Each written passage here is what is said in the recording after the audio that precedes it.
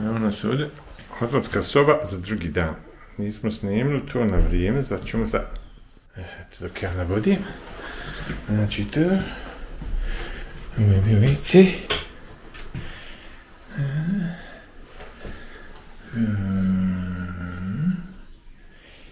Da ne pelim ventilator se upali, to je soba. Znači, bila je dobra. Spavali smo dobro. Sinoć smo večerali dobro. Pošli nas posluživo Refik. Pravo smo se fino ispričali. I evo ono je tamo, vidite ono tamo, to je Jara. On sad polako tovori svoje stvari.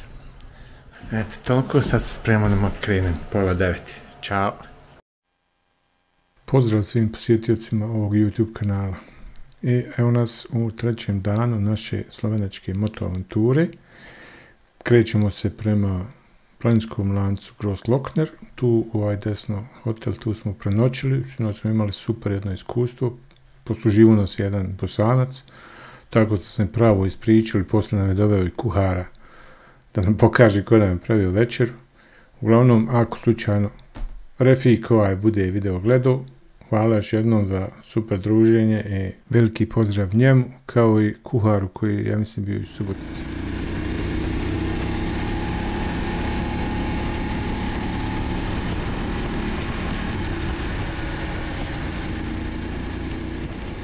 Znači, što se tiče vremena, vrijeme ponovo ne obećava baš nešto sjajno, oblačno i mokro, ali mi se nadamo da gore kad se popnemo na visoku nadmorsku visinu, da ćemo biti iznad oblaka.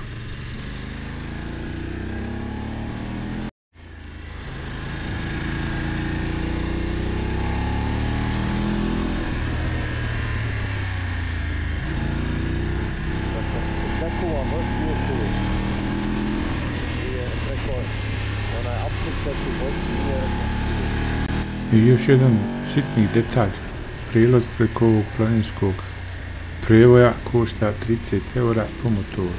A ovo što vidite sad na putu, ove krugove, to je jedan pravi interesantan projekt u Austriji. To faktički pokazuje idealnu liniju motociklu u krivinama.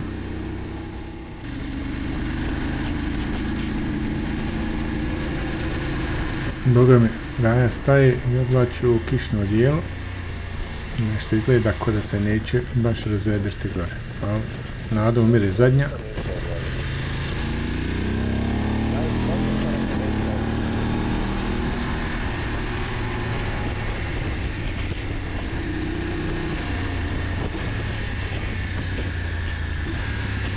Naravno da će biti malo spoješ kad voziš kroz oblak.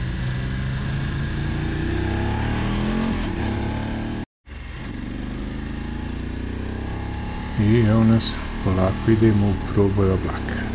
U nadi da će posle biti iznad oblaka puno bolje vrijeme, jel?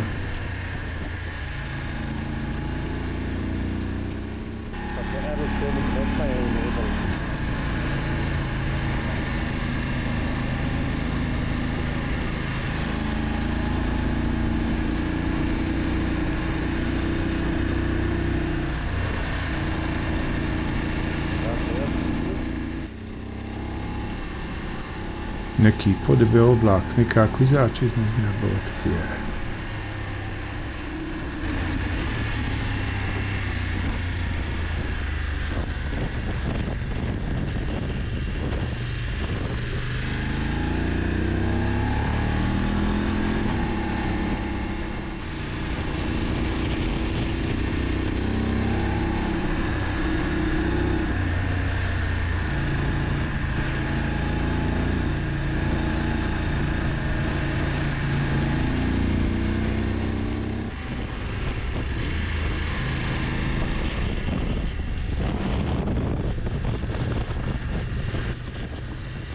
Ovdje je polako situacija malo bolja, malo smo sad iznad oblaka.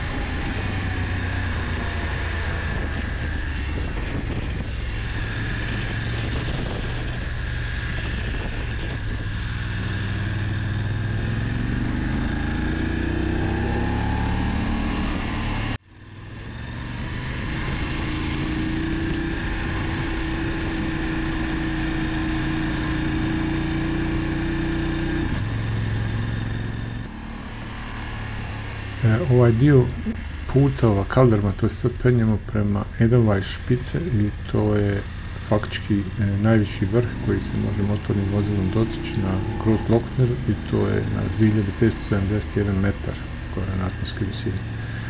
Pošto je mokro, ova kaldrma je malo klizava, pa onda radi je malo opreznije voziti.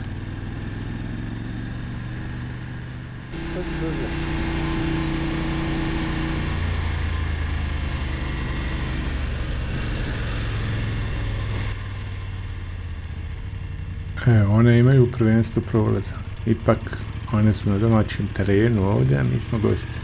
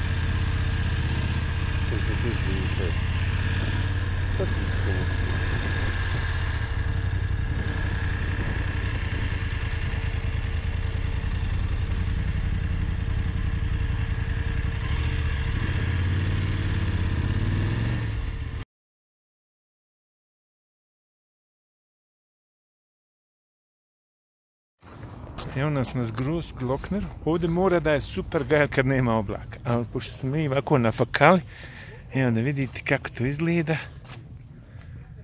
Neš moćaran. Ale. Sve je bijelo, sine, sve je bijelo. Znači, ništa od naše nade, kad se popnemo gore na vrh, nema oblaka i to, ali svejedno, ipak je bio doživljaj odvesti ovu turu. Još nešto povodom malo poskupe putarine za ovaj planinski prijevoj. Znači, putarina se plaća za danas čitav dan, a ne samo jedan prelazak. Znači, ako je tu neko u blizini u hotelu, onda može danas voziti 10 puta gore dole sa istom karticom. A ako u roku od godine, do kraja godine još jednom dođeš da voziš Großglockner, onda ne plaćaš više 30 €, nego samo 18 ako možeš pokazati tu kartu koju si platio 30 €.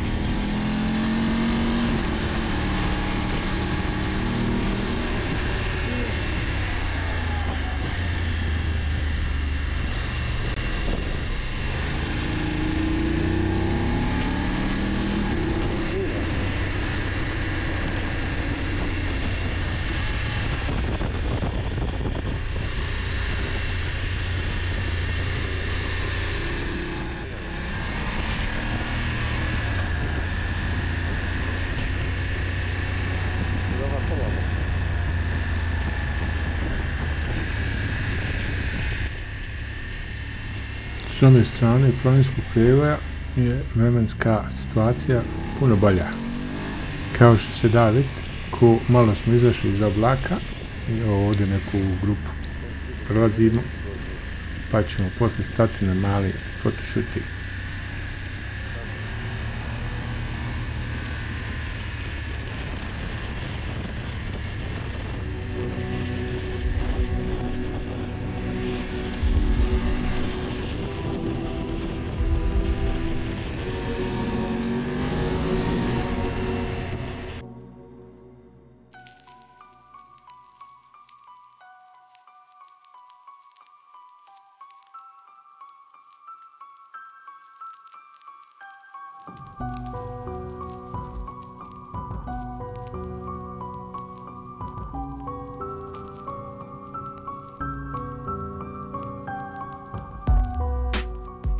Ovdje pokušavam opciju da me Mirza dronom prati.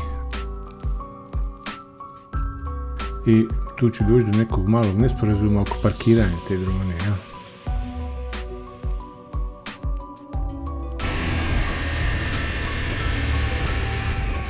Evo mene, vraćam se na početnu tačku.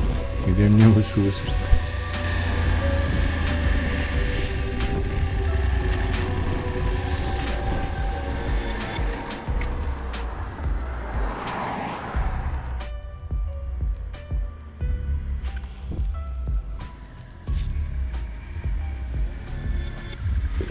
Jesi ti dron zapakovao? Ja sam dron kod tebe parkirao.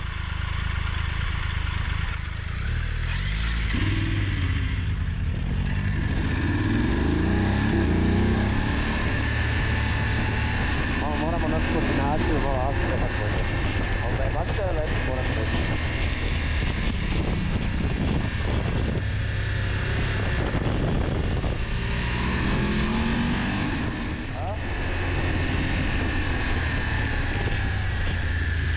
Pa ja sam se dogovorio, sad kaj me dole ja doći. Nemam ja pojma ni u kakvom dogovoru.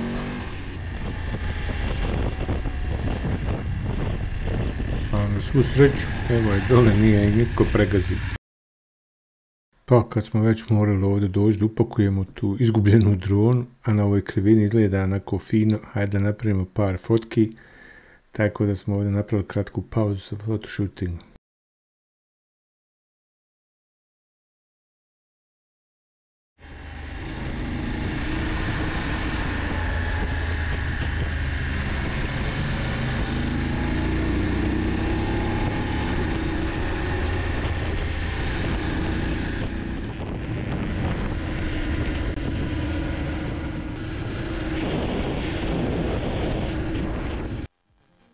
Znači, ja još uvijek nisam skonto da ove snimke koje ja pravim nemaju ton, jer taj setup koji sam ja napravio sa mikrofonom i u kacig da mi bude mikrofon, da faktički snimam to što govorim, nisam na kameri napravio dobar setup da je izvor zvuka u suštini taj eksterni mikrofon.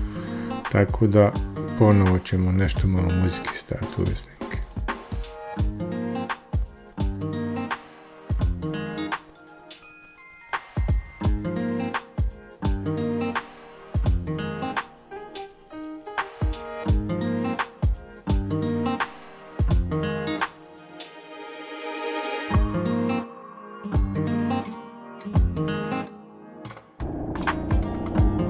A u međuvremenu nam ne fali neki pljuskova, kiša, svašta nešto. Znači vrijeme je pravo primjenjivo.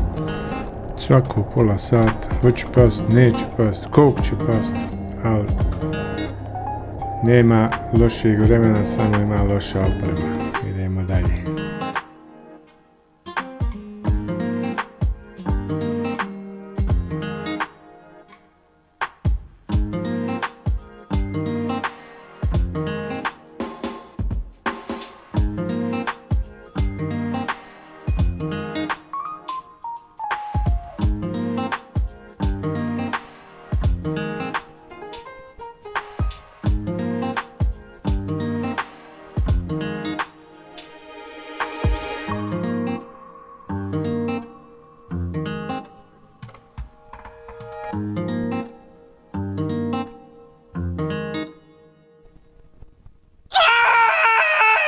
A vidi hajvana, majko moja.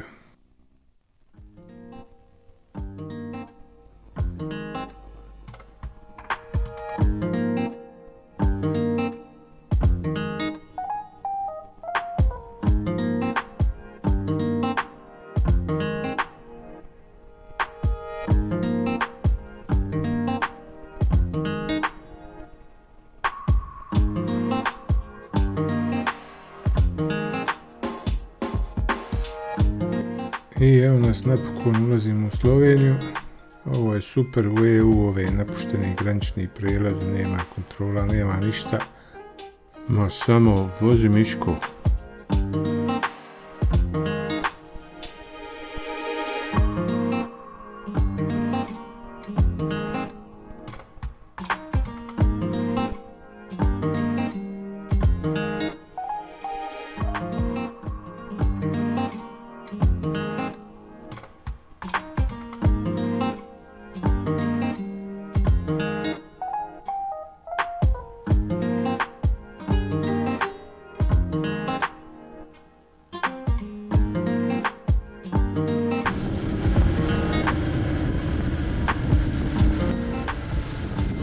malo smo se polako i ukočili, malo moraš ustati rastegnuti noge.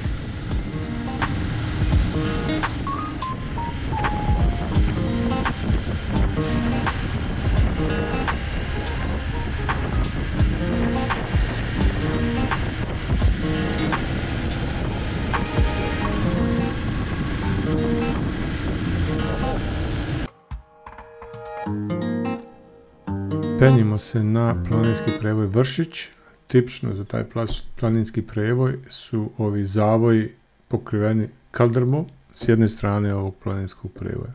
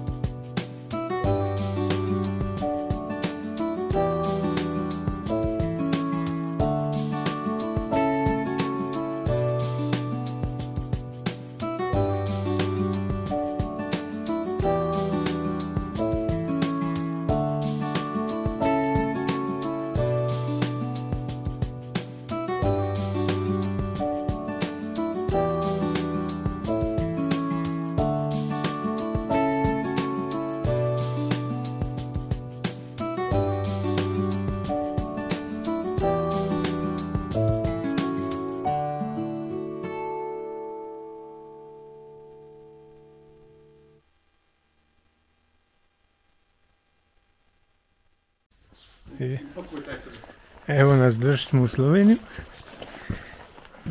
Sad nas evo mogu jaditi tamo iza neđu pozadnje, vidiš. Idemo da vidimo smještaj od kakav je. Cak. Tu.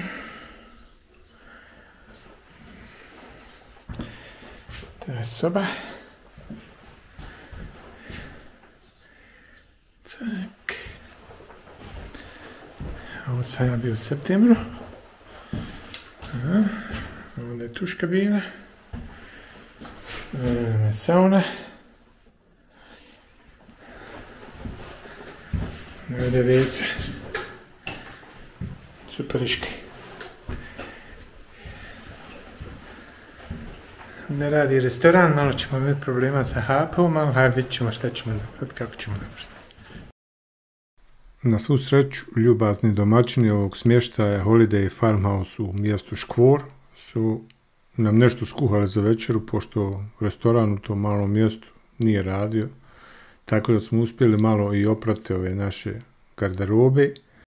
Uzeli smo kod njih još jednu flašu vina, popili, fino spavali i sutra na novi put.